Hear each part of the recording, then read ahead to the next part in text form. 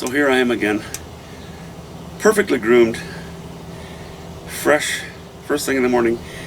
No, I'm kidding. This is at the end of the day. I'm not going to get into this too much. I'll probably go get into more technical stuff in future videos down the line somewhere, just to impress on you the importance of knowledge. Now, if you're somebody who strictly paints this just for fun, just enjoys it and wants to use it simply for therapeutic reasons, or to enjoy your own space, great. It's probably this, what I'm talking about probably isn't for you, although it will be helpful. It can be helpful if you choose to put the effort into it. Okay, so there's a few thoughts here. To begin with, painting isn't about learning how to paint. It's about learning how to draw. It's about learning how to compose. The best thing you can do for yourself is you can take drawing lessons if you need them, if you're at that point. Join a line drawing class, a life drawing class rather. I've written some stuff down here, which I'll probably skip over mostly. And you really practice, honestly. Go out and draw and draw and draw. Anyone can take a small, cheap sketch pad with them, or a notebook, or anything. And when you see something that you find fascinating, do a quick line drawing of it. Don't worry about the details. Do it quickly. It keeps things alive when you do things quickly. You can always modify everything as your work carries on.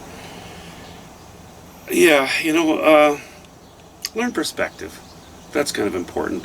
I'm really only talking about the things that I do, like landscape drawing, but it's pretty representational stuff. You don't have to use too much imagination to know exactly what I'm painting. We're not talking about abstract now. Learn perspective. Learn something about the elements of design. I might just do a video strictly on the elements of design. Some people say there are 40, some people say there are 12, some people say there are 6. I think it can be boiled down to probably 8 or 10. Future stuff.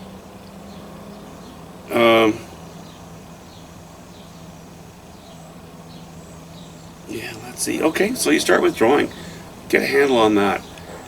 Now, without getting too serious about yourself, take one of those drawings that you're happy with, and using, say, for example, it's going to be a binderless charcoal. Not a charcoal that you would do a finished drawing with and spray fixative on, but just a roasted willow or some kind of an inert type of charcoal that you can scratch onto your black canvas. Flick it hard with your finger and most of the loose stuff just drops off. That's what I do. Alright, so moving on to painting now. Pick some sort of a palette. Don't just go to the store and go, "Ooh, I like that color, I like this color, I like that color." Usually the most attractive colors out of the tube get very dirty when you mix them. Stick with earth tones to start with. Pick a limited palette. Maybe go for 6 colors, maybe 9. I wouldn't go more than that. Pick for yourself 2 or 3 brushes. Don't let the sales clerk tell you that you'll make a better painting if you have 20 brushes. You don't need them. What makes for progress is practice with the most basic of tools. That's a handicap, and a very valuable one, especially for a learner. If you want to paint with a knife, pick one knife. Don't get too big with it. Just keep it a simple sort of diamond-shaped knife. Say at the maximum 2.5 inches long. Keep your palette or keep your canvases small as well, because you will easily get yourself in trouble by getting a panel and you bring it home and you set it on your easel, or a canvas. Set it on your easel, and suddenly there's this big intimidating thing in front of you. Just go easy on yourself. Keep them small. Don't let them be too challenging. Buy cheap stuff. Buy wood panels then instead of canvases, because they're If they fail, you can throw them away. If you are so worried about your failure that you keep picking away at a painting, it will always get weaker, always. And it'll end up either hanging on your fridge as the pride of your life, and nobody else will appreciate it,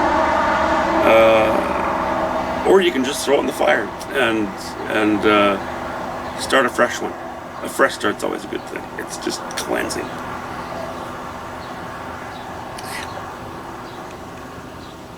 I mentioned something about limiting your color palette.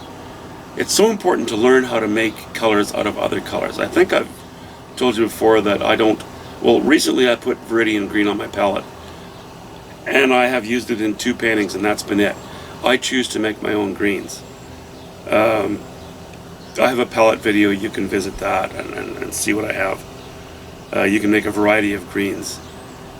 You can make a variety of all different colors with only a few colors on your palette. Okay, so, this probably sounds a bit like admonishment. I don't mean it to be, honestly, I don't.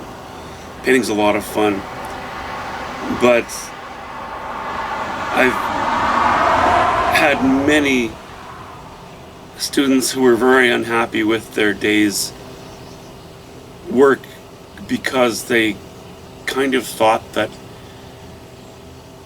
under my tutelage for that day there would magically appear a painting on their easel. And it's kind of like you take piano lessons. You have a half-hour piano lessons once a week, and you attend every lesson, and you think, wow, I must be progressing quite well. Every time you go back and you play for your teacher, you haven't really improved. You have to practice. You had a half-hour lesson every week. You have to practice for 1 hour every day between those lessons. Take what you learn in those lessons. Take that knowledge and use thought. So, knowledge, it's the basics. Without that, you get nowhere. You apply thought to the knowledge.